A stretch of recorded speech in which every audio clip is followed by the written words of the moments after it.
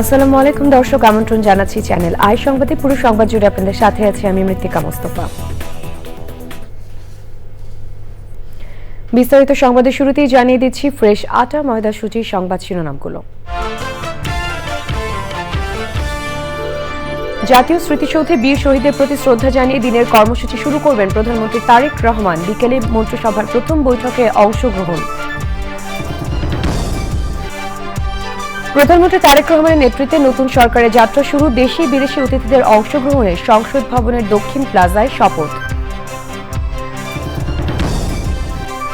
জন আকাঙ্ক্ষা পূরণে নতুন মন্ত্রিসভার সদস্যদের অঙ্গীকার। দেশ গঠনের সুযোগ কাজে লাগিয়ে উন্নত আধুনিক রাষ্ট্র গড়ার প্রত্যয়।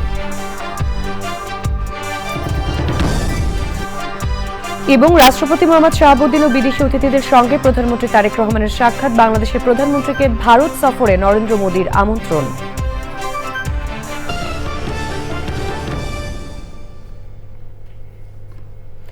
দর্শক, সংবাদ শিরোনামগুলো জানাচ্ছিলাম। এখনকার সংবাদ আয়োজন একই সঙ্গে চ্যানেল আর ইউটিউব চ্যানেলে এবং চ্যানেল আর ওটিটি প্ল্যাটফর্ম আই স্ক্রিনে লাইভ স্ট্রিম হচ্ছে।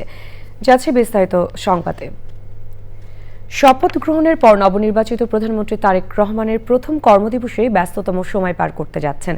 সময়সূচি অনুযায়ী সকাল 10টায় গুলশান এভিনিউর বাসভবন থেকে সড়ক পথে যাত্রা শুরু করবেন প্রধানমন্ত্রী তারেক রহমান।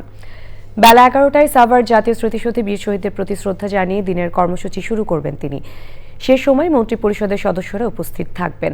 এরপর দুপুর 12:15টায় শহীদ প্রেসিডেন্ট জিয়াউর রহমান ও সদ্য প্রয়াত প্রধানমন্ত্রী বেগম খালেদা জিয়ার সমাধিসৌধে শ্রদ্ধা নিবেদন করবেন প্রধানমন্ত্রী ও মন্ত্রিপরিষদ সদস্যরা। সেখান থেকে দুপুর 1টায় সচিবালয়ে যাবেন তারা। বিকেলে নবগঠিত মন্ত্রিসভার প্রথম বৈঠকে অংশগ্রহণ এবং প্রশাসনের শীর্ষ কর্মকর্তাদের সঙ্গে মতবিনিময় করবেন প্রধানমন্ত্রী তারেক রহমান। মঙ্গলবার বিকেলে বিএনপি চেয়ারম্যান তারেক রহমান প্রধানমন্ত্রী হিসেবে শপথ নেন। তার শপথের পর নতুন সরকারের মন্ত্রী প্রতিমন্ত্রীরা শপথ গ্রহণ করেন। জাতীয় সংসদ ভবনের দক্ষিণ প্লাজায় রাষ্ট্রপতি মোহাম্মদ শাহাবুদ্দিন তাদের শপথ পড়ান। এর মধ্য দিয়ে প্রায় 2 দশক পর বাংলাদেশ জাতীয়তাবাদী দল বিএনপি নেতৃত্বাধীন সরকারের যাত্রা শুরু হলো। গত 12 ফেব্রুয়ারি অনুষ্ঠিত ত্রয়োদশ জাতীয় সংসদ নির্বাচনে বিএনপি 209টি আসন পেয়ে নিরঙ্কুশ সংখ্যাগরিষ্ঠতা অর্জন করে।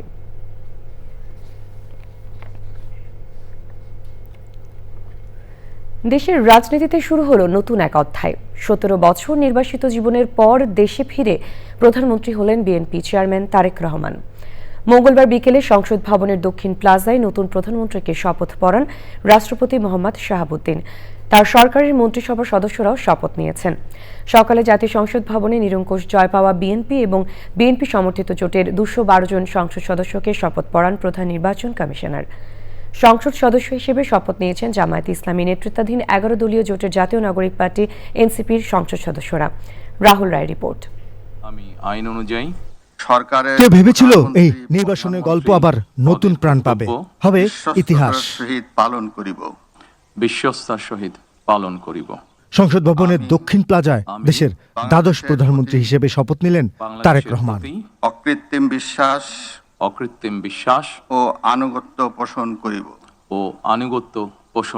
নানা উদ্বেগ, উৎকণ্ঠা আর অনিশ্চয়তায় নির্বাসনের শেকল ভেঙে দেশে ফেরেন। কিন্তু দেশে ফেরার পর মাত্র 5 দিন পরই হারান নিজের মমতাময়ী মা, সাবেক প্রধানমন্ত্রী বেগম খালেদা জিয়াকে। মা হারানোর শোক বুকে নিয়েই নামেন নির্বাচনী যুদ্ধে। সকলের প্রতি আইন অনুযায়ী যথাবিহিত আচরণ করিব। দিক হারানো বিএনপি পায় দিশা। তার নেতৃত্বেই ভরসা রাখল দেশের মানুষ। নির্বাচনে বিএনপি পেল নিরঙ্কুশ জয়। রূপকথার গল্পের মতো রাজ্যহারা রাজপুত্রের মাথায় রাজার মুকুট। দেশের প্রধানমন্ত্রী তারেক রহমান। শপথ করিতেছি যে সরকারের প্রধানমন্ত্রী রূপে যে সকল বিষয় আমার বিবেচনার জন্য আনিত হইবে বা যে সকল বিষয় আমি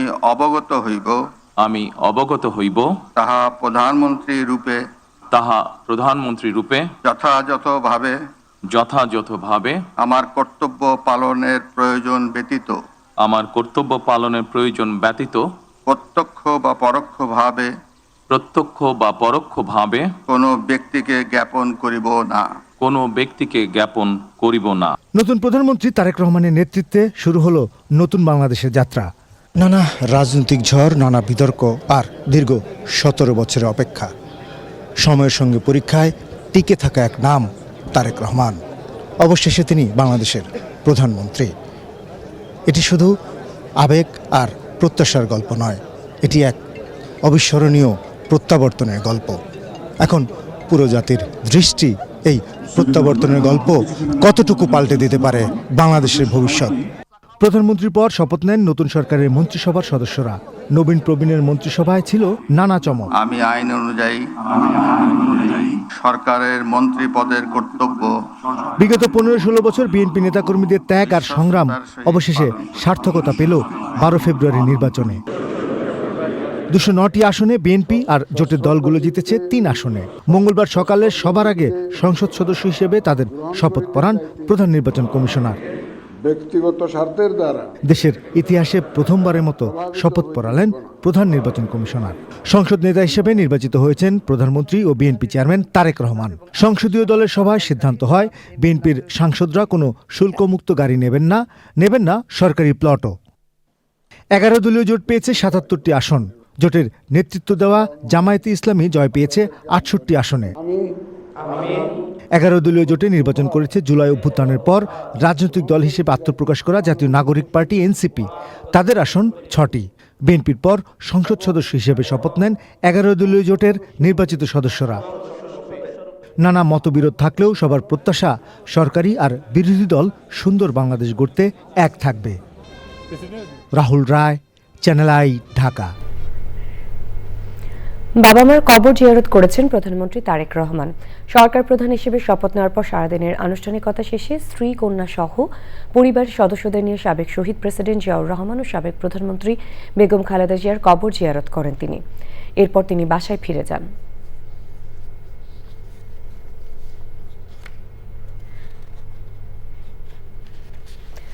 ত্রয়োদশ জাতীয় সংসদ নির্বাচনে বিজয়ের পর সরকার গঠন করেছে জাতীয়তাবাদী দল বিএনপি। বিকেলে সংসদ ভবনের দক্ষিণ প্লাজায় মন্ত্রিসভার সদস্যরা শপথ নেন।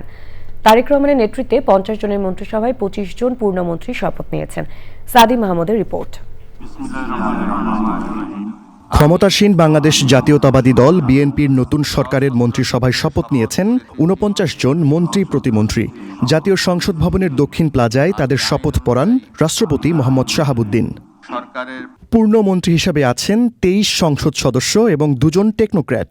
বিএনপি মহাসচিব মির্জা ফখরুল ইসলাম আলমগীর পেয়েছেন স্থানীয় সরকার, পল্লী উন্নয়ন ও সমবায় মন্ত্রণালয়ের দায়িত্ব।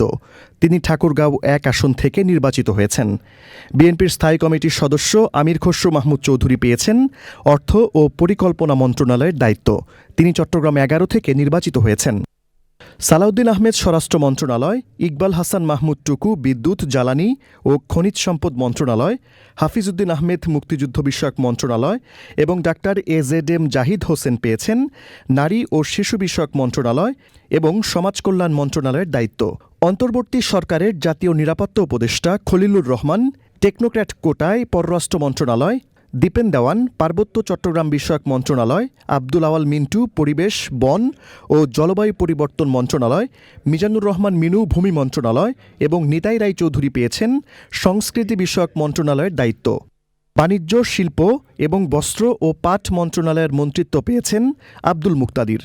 প্রথমবারের মতো সংসদ সদস্য নির্বাচিত হয়েই শ্রম ও কর্মসংস্থান মন্ত্রণালয় এবং প্রবাসী কল্যাণ ও বৈদেশিক কর্মসংস্থান মন্ত্রণালয়ের দায়িত্ব পেয়েছেন আরিফুল হক চৌধুরী।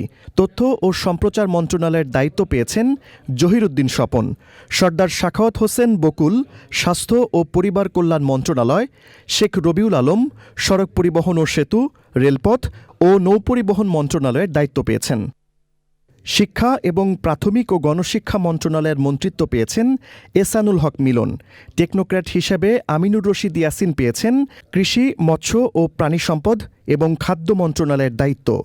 আফরোজা খানম রিতা বেসামরিক বিমান পরিবহন ও পর্যটন মন্ত্রণালয়, আসাদুল হাবিব দুলু দুর্যোগ ব্যবস্থাপনা ও ত্রাণ মন্ত্রণালয়, কাজী শাহ মোফাজ্জল হোসাইন কায়কোবাদ ধর্ম বিষয়ক মন্ত্রণালয়, মোহাম্মদ আসাদুজ্জামান আইন, বিচার ও সংসদ বিষয়ক মন্ত্রণালয়, জাকারিয়া তাহের গৃহায়ন ও গণপূর্ত মন্ত্রণালয়, শহীদউদ্দিন চৌধুরী অ্যানি পানি সম্পদ মন্ত্রণালয়, ফকির মাহবুব আনাম ডাক, টেলিযোগাযোগ ও তথ্য প্রযুক্তি মন্ত্রণালয় এবং বিজ্ঞান ও প্রযুক্তি মন্ত্রণালয়ের দায়িত্ব পেয়েছেন। প্রতিমন্ত্রীর দায়িত্ব পেয়েছেন ২৪ জন, ২৩ জন সংসদ সদস্য এবং একজন আছেন টেকনোক্র্যাট হিসেবে। বেসামরিক বিমান পরিবহন ও পর্যটন মন্ত্রণালয়ের প্রতিমন্ত্রীর দায়িত্ব পেয়েছেন এম রশিদুজ্জামান মিল্লাত। বিদ্যুৎ, জ্বালানি ও খনিজ সম্পদ মন্ত্রণালয়ের অনিন্দ ইসলাম অমিত, বাণিজ্য মন্ত্রণালয়, শিল্প মন্ত্রণালয় এবং বস্ত্র ও পাট মন্ত্রণালয়ের মোহাম্মদ শরীফুল আলম, পররাষ্ট্র মন্ত্রণালয়ের শামা ওবায়েদ ইসলাম, কৃষি মন্ত্রণালয়, মৎস্য ও প্রাণী সম্পদ মন্ত্রণালয় এবং খাদ্য মন্ত্রণালয়ের সুলতান সালাউদ্দিন টুকু এবং ভূমি মন্ত্রণালয়ের প্রতিমন্ত্রীর দায়িত্ব পেয়েছেন কাইসার কামাল। ফরহাদ হোসেন আজাদ পানি সম্পদ মন্ত্রণালয়, টেকনোক্র্যাট হিসেবে আমিনুল হক যুব ও ক্রীড়া মন্ত্রণালয়, মীর মোহাম্মদ হেলাল উদ্দিন পার্বত্য চট্টগ্রাম বিষয়ক মন্ত্রণালয়, হাবিবুর রশিদ সড়ক পরিবহন ও সেতু মন্ত্রণালয়, রাজীব আহসান রেলপথ ও নৌ পরিবহন মন্ত্রণালয়, মোহাম্মদ আব্দুল বারী জনপ্রশাসন এবং মীর শাহে আলম দায়িত্ব পেয়েছেন স্থানীয় সরকার, পল্লী উন্নয়ন ও সমবায় মন্ত্রণালয়ের। অর্থ মন্ত্রণালয় এবং পরিকল্পনা মন্ত্রণালয়ের প্রতিমন্ত্রী হয়েছেন জোনায়েদ সাকি। ইশরাক হোসেন মুক্তিযুদ্ধ বিষয়ক মন্ত্রণালয়ের, ফারজানা শারমিন নারী ও শিশু বিষয়ক মন্ত্রণালয় এবং সমাজ কল্যাণ মন্ত্রণালয়, শেখ ফরিদুল ইসলাম পরিবেশ, বন ও জলবায়ু পরিবর্তন মন্ত্রণালয়, ধর্ম বিষয়ক মন্ত্রণালয় এবং আইন, বিচার ও সংসদ বিষয়ক মন্ত্রণালয়, নুরুল হক শ্রম ও কর্মসংস্থান, প্রবাসী কল্যাণ ও বৈদেশিক কর্মসংস্থান মন্ত্রণালয় ও ইয়াসের খান চৌধুরী পেয়েছেন তথ্য ও সম্প্রচার মন্ত্রণালয়ের দায়িত্ব। এম ইকবাল হোসাইন পেয়েছেন দুর্যোগ ব্যবস্থাপনা ও ত্রাণ মন্ত্রণালয়ের দায়িত্ব। এম এ মুহিত স্বাস্থ্য ও পরিবার কল্যাণ মন্ত্রণালয়, ডাক, টেলিযোগাযোগ ও তথ্য প্রযুক্তি মন্ত্রণালয় এবং বিজ্ঞান ও প্রযুক্তি মন্ত্রণালয়ের দায়িত্ব পেয়েছেন। আহমেদ সোহেল মঞ্জুর গৃহায়ন ও গণপূর্ত মন্ত্রণালয়, ববি হাজ্জাজ শিক্ষা মন্ত্রণালয় এবং প্রাথমিক ও গণশিক্ষা মন্ত্রণালয় এবং আলী নেওয়াজ মাহমুদ খোয়াম প্রতিমন্ত্রী হয়েছেন সংস্কৃতি বিষয়ক মন্ত্রণালয়ের। সাদি মাহমুদ, চ্যানেল আই, ঢাকা। জনগণের চাওয়া পাওয়াকে প্রাধান্য দিয়ে কাজ করবেন নতুন মন্ত্রীরা, এমনই প্রত্যাশার কথা জানিয়েছেন তারা। বলেছেন, দেশ গঠনের যে সুযোগ তারা পেয়েছেন শতভাগ শ্রম দিয়ে উন্নত ও আধুনিক রাষ্ট্র গঠনে নিজেকে নিবেদিত করবেন তারা। মোস্তফা মল্লিক জানাচ্ছেন। আমি আইন অনুযায়ী জাতীয় সংসদ ভবনের দক্ষিণ প্লাজায় তখন পিনপতন নীরবতা। প্রধানমন্ত্রীর শপথ মন্ত্রীদের। কোনো ভবনের পৃথক হলে নয়, উন্মুক্ত মঞ্চে। পদের শপথের পরেই শুরু হলো প্রধানমন্ত্রী তারেক রহমানের নেতৃত্বে নতুন সরকারের যাত্রা। মন্ত্রীরা জানালেন, চ্যালেঞ্জ থাকলেও জনগণের প্রত্যাশা পূরণ হবে। বাংলাদেশের জনগণ তার মালিকানাটা অন্তত ফিরে পেয়েছে, তার ভোটটা দিতে পেরেছে। আমি বলি না আমরা ভোটে জিতেছি, শব্দটা আমি বলি না, আমি বলি জনগণের আস্থা অর্জন করেছি আমরা। এই আস্থা কিন্তু একটা কঠিন ব্যাপার। গণমাধ্যমের যে স্বাধীনতার কথা আমরা শুনে আসছি, সেটা কি আপনাদের এই সরকার কতটুকু প্রয়োগ করবে? স্বাধীনতা, গণমাধ্যমের স্বাধীনতা ছাড়া গণতন্ত্র অর্থহীন এবং গণতন্ত্র চলতেও পারে না। বিগত দিনের নিকট অতীতে আমরা যে সংকটগুলি দেখেছি, তার একটা প্রধান উৎস ছিল গণমাধ্যমকে গলা টিপে ধরার যে প্রক্রিয়া। পুঁজি বিনিয়োগের যে নানান রকম একটা জটিল পরিস্থিতি, তাতে গণমাধ্যমের মালিকানা এটা কোনো কোনো মহলের কাছে গণবিরোধী কাজের একটা ইনস্ট্রুমেন্টে পরিণত হয়েছে। ফলে দুটো দিককেই আমরা খুব বিবেচনার মধ্যে নিব, দুটো দিককেই। অবশ্যই আমাদের ফোকাস হচ্ছে গণমাধ্যমের স্বাধীনতা। আমরা বাংলাদেশের সংবিধানকে পুঙ্খানুপুঙ্খরূপে মান্য করব এবং বাস্তবায়িত করব। সংবিধানের বাইরে অনেক কিছু আমরা পছন্দ করি না, গ্রাহ্য করি না। আল্লাহ আমাকে তৌফিক দিক, আমি যেন জনগণের আশা আকাঙ্ক্ষা প্রতিফলিত করতে পারি। আমি নিষ্ঠার সাথে আমার অর্পিত দায়িত্ব পালন করব ইনশাআল্লাহ। সারা দেশের মানুষ যে স্বপ্ন দেখেছে এই অভ্যুত্থানের মধ্য দিয়ে, যে একটা বাংলাদেশ নতুন করে গড়ে তোলার সুযোগ তৈরি হয়েছে এবং সেটা আমরা কাজে লাগাবো। তারা বলছেন, দেশ বিনির্মাণে সর্বোচ্চ অবদান রাখবেন তারা। সব চ্যালেঞ্জ আমরা মোকাবেলা করব, কারণ আমরা duly elected government and our party obtained 2/3 majority seats in the parliament. Will definitely solve all the problem. বাংলাদেশের স্বার্থ অক্ষুণ্ণ রেখেই আমরা কাজ করব। বাংলাদেশের স্বার্থবিরোধী কোনো কাজ, কোনো চুক্তি যদি অতীত হয়ে থাকে সেগুলোকে আমরা বিবেচনায় নিব। চেষ্টা করবো ইনশাল্লাহ আমার এই দেশের পরিবেশ সুরক্ষা করার জন্য এবং ক্লাইমেট চেঞ্জের যে ভিকটিম আছে তাদেরকে নিয়ে কাজ করার চেষ্টা করবো। নিজের দেশের স্বার্থ রক্ষা করে, নিজের দেশের মানুষের স্বার্থ রক্ষা করে এবং সমতার ভিত্তিতে। আল্লাহ যেগুলিকে নিষেধ করেছেন, হারাম করেছেন, এইগুলিকে সমাজ থেকে উচ্ছেদ করা। নতুন মন্ত্রীরা বলছেন তারা সহ নেতাকর্মীদের উপর যে অন্যায় হয়েছে, নীতি নির্ধারক হিসেবে কখনোই অন্যের হয়রানির কারণ হবেন না তারা। নানা চড়াই উতরাই পেরিয়ে এবং আন্দোলন সংগ্রামের মধ্য দিয়ে ২০ বছর পর ক্ষমতায় বিএনপি। কোটি কোটি মানুষের হাজার হাজার চ্যালেঞ্জ কতটুকু তারা পূরণ করতে পারে, এমনটাই প্রশ্ন ছুড়ে দিয়েছেন সাধারণ মানুষ। ঢাকার জাতীয় সংসদ ভবন থেকে মোস্তফা মল্লিক, চ্যানেল আই। রাষ্ট্রপতি মোহাম্মদ শাহাবুদ্দিনের সঙ্গে প্রধানমন্ত্রী তারেক রহমান সাক্ষাৎ করেছেন। প্রধানমন্ত্রীর শপথ গ্রহণ অনুষ্ঠান শেষে জাতীয় সংসদ ভবনে এই সৌজন্য সাক্ষাৎ হয়েছে। সাক্ষাৎকালে প্রধানমন্ত্রী তারেক রহমান রাষ্ট্রপতিকে পুষ্পস্তবক দিয়ে শুভেচ্ছা জানান।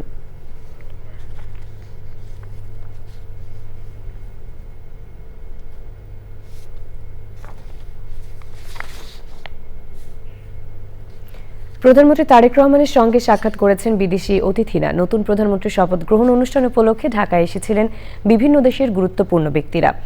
জাতীয় সংসদ ভবনে তারেক রহমানের সঙ্গে সৌজন্য সাক্ষাৎ করেন অতিথিরা। এই সময় তারেক রহমানের মেয়ে জাইমা রহমানও ছিলেন।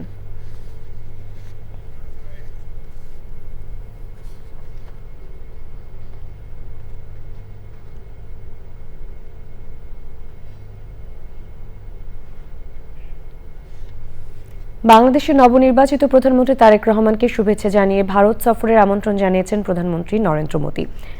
বাংলাদেশের নতুন সরকারের শপথ গ্রহণ অনুষ্ঠানে এসে ভারতের প্রধানমন্ত্রী নরেন্দ্র মোদীর চিঠি তারেক রহমানের কাছে পৌঁছে দেন সে দেশের লোকসভার স্পিকার ওম বিরলা। চিঠিতে তারেক রহমানকে শুভকামনা জানিয়ে সুবিধাজনক দ্রুততম সময়ের মধ্যে ভারত সফরে আমন্ত্রণ জানিয়েছেন নরেন্দ্র মোদী। পরে সন্ধ্যায় তারেক রহমানের সঙ্গে সৌজন্য সাক্ষাতের ছবি ভারতের স্পিকারের এক্সে প্রকাশ করা হয়।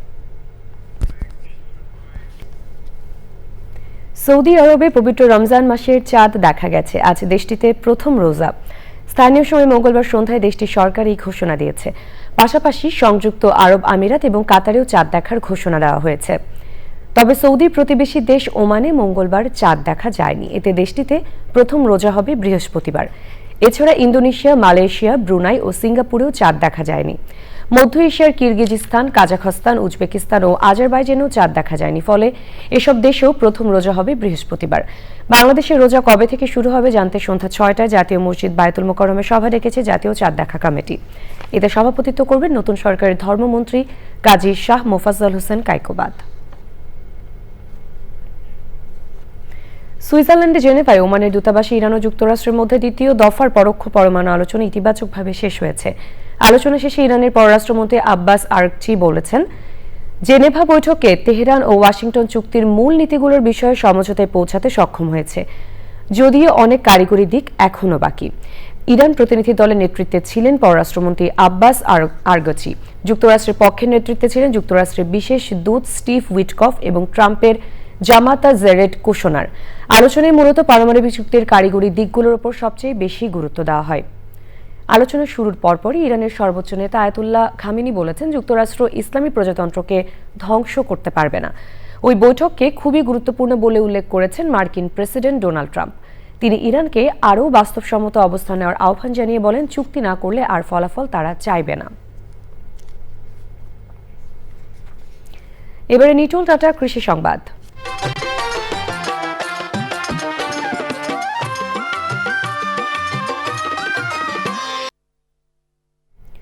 চট্টগ্রামের উপকূলীয় উপজেলা সন্দ্বীপে বর্তমানে জেলেদের জালে ধরা পড়ছে প্রচুর পরিমাণে চাওয়া মাছ। এতে আশার আলো দেখছেন উপকূলের জেলে পরিবারগুলো। সন্দ্বীপ থেকে বিস্তারিত জানাচ্ছেন জাহিদ হাসান শাকিল। চট্টগ্রামের সন্দ্বীপের উপকূলীয় নদী মোহনায় গত কয়েক সপ্তাহ ধরে অন্যান্য সময়ের তুলনায় বেশি পরিমাণে ধরা পড়েছে চেও মাছ। দীর্ঘদিন পর এই মাছের ভালো আহরণে খুশি ও আশাবাদী স্থানীয় জেলেরা। প্রতিদিন ভোরে সাগরে নেমে কয়েক ঘন্টার মধ্যেই মাছ নিয়ে তীরে ফিরছেন তারা। বেশি শীতের মৌসুমও পাওয়া যায়, এখন একটু কম। আগের তুলনায় মাছ কম এখন, এই কারণে মাছের দাম বেশি আর ব্যয় বেশি আছে, মোটামুটি মার্কেটও চাহিদা আছে। প্রথম যাওয়ার সময় তেল লই যাই, তেলের দোকানদার চলে, বুঝেন না? সেখান থেকে আসার পর এই বেরিয়ে আমাদের কিনে নিয়ে এদের সংসার চলে, আমাদের সংসার চলে। স্থানীয় বাজারেও বেড়েছে চেও মাছের সরবরাহ। এতে শুধু জেলেরা নয়, মাছের সঙ্গে জড়িত আড়তদাতার ও ক্ষুদ্র ব্যবসায়ীরাও আর্থিকভাবে লাভবান হচ্ছেন। চেও মাছ প্রতি কেজি এখন 150 টাকা বা 180 টাকা কিনে বসছে। আগে কিন্তু কই আরো 3-4 দিন আগে কিনে ছিল 120 টাকা, 100 টাকা, 80 টাকা। আগে মনে করো কিনে পড়ছিল 60 টাকা, 50 টাকা, তারপর এখন কিনে পড়তেছে মনে করেন আপনার 100 টাকা, 120 টাকা। উপজেলা মৎস্য বিভাগের পক্ষ থেকেও নিয়মিতভাবে জেলেদের মাঝে সচেতনতামূলক কার্যক্রম পরিচালনা করা হচ্ছে। অবৈধ জালের ব্যবহার, বিশেষ করে উপকূলীয় বেহুন্দি যেগুলো রয়েছে, যেখানে দেখা যাচ্ছে খুবই ছোট ছোট চাওয়া মাছের যে পোনা সেগুলো ধরা পড়ে, এটা হচ্ছে চাওয়া মাছের জন্য একটি অশনি সংকেত। যদি এই উপকূলীয় বেহুন্দি এবং নিষিদ্ধ বা অবৈধ জাল যেগুলো রয়েছে সেগুলোর বিরুদ্ধে আমাদের অভিযান চলমান রয়েছে। আমরা এ ব্যাপারে জেলেদেরকে সচেতন করছি। চেও মাছের এই প্রাচুর্য যদি টেকসইভাবে ধরে রাখা যায়, তাহলে দরিদ্র জেলে পরিবারগুলোর জীবনে ফিরে আসতে পারে আর্থিক সচ্ছলতা। চট্টগ্রামের সন্দ্বীপ থেকে জাহিদ হাসান শাকিল, চ্যানেল আই। এখন দেখবেন প্রকৃতি সংবাদ।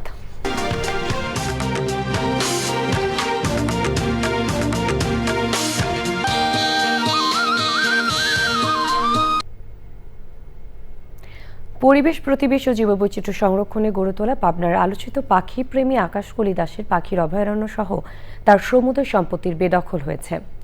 আকাশকলি দাসের মৃত্যুর পর জাল দলিলে জমি দখল করে নির্বিচারে গাছ কেটে ধ্বংস করা হচ্ছে পাখিদের অভয়াশ্রম।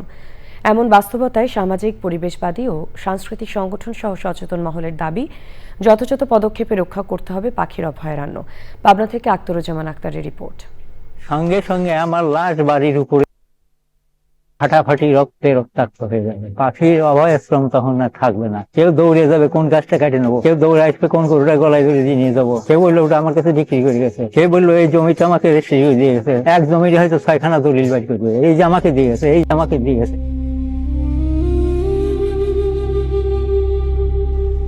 মানুষের অনিয়ন্ত্রিত লোভ সম্পর্কে অবগত আকাশকলি দাসের আশঙ্কা এখন দৃশ্যমান বাস্তবতা। পাবনার বেড়ার নিভৃত কৈটলা গ্রামে 35 সূত্রে পাওয়া 7 বিঘা জমিতে পাখিদের অভয়াশ্রম গড়ে তোলেন আকাশকলি দাস। পরিবেশ, প্রকৃতি ও পাখিরা যেন ভালো থাকে, এতটুকুই ছিল তার চাওয়া। 2025 সালের 18 আগস্ট আকাশকলি দাস মৃত্যুবরণ করলে অভয়াশ্রমে শুরু হয় পরিবেশ সন্ত্রাস।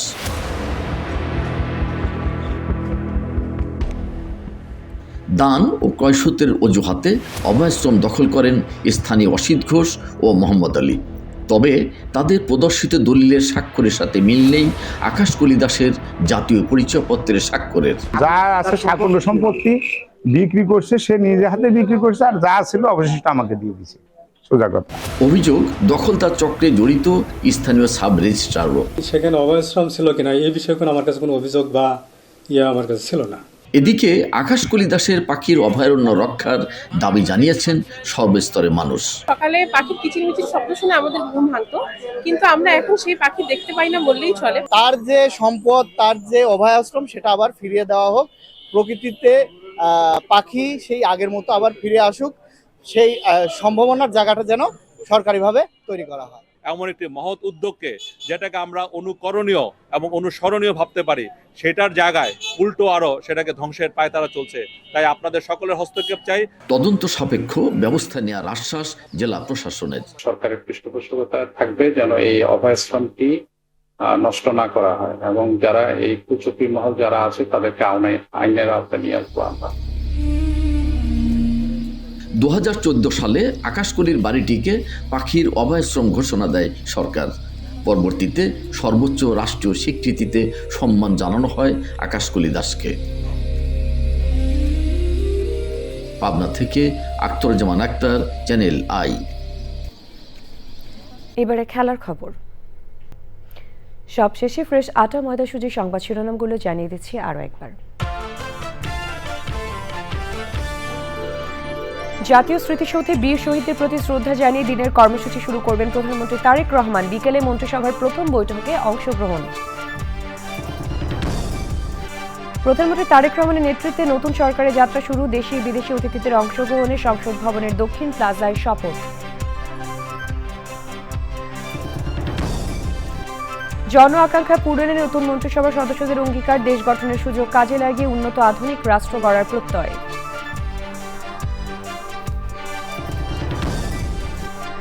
এবং রাষ্ট্রপতি মোহাম্মদ শাহাবুদ্দিন ও বিদেশি অতিথিদের সঙ্গে প্রধানমন্ত্রী তারেক রহমানের সাক্ষাৎ। বাংলাদেশের প্রধানমন্ত্রীকে ভারত সফরে নরেন্দ্র মোদীর আমন্ত্রণ।